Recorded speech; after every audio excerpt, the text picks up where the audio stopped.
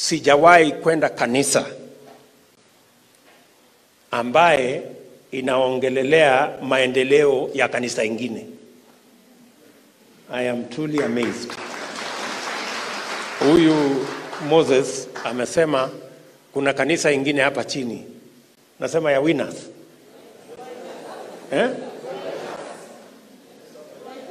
Roikas. Hebu Moses kuja.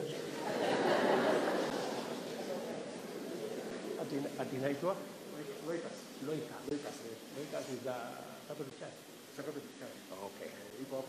Haya, nasikia iko kwa Islam huko. Hiyo Loikas.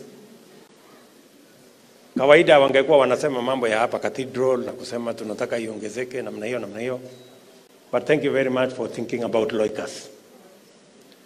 Na kwa sababu mmekumbuka Loikas, so nasikia kwamba na ni sehemu ya mahasla na watu wengine hapo.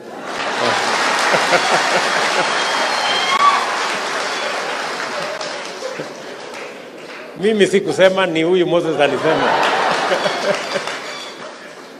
Moses amesema hiyo kanisa ni ya mahasla huko chini.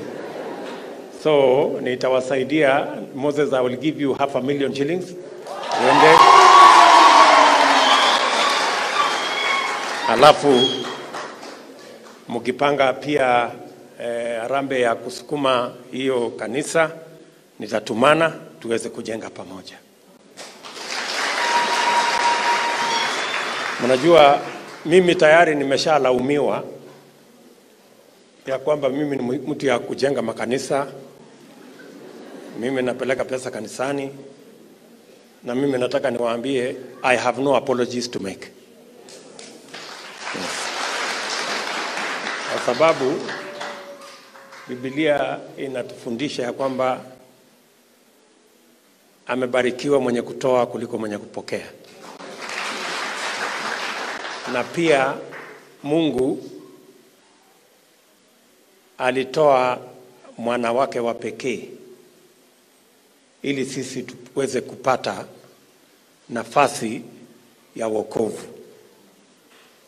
I think it's not too much if we are asked not to contribute our only children, but to contribute just money for us to be able to extend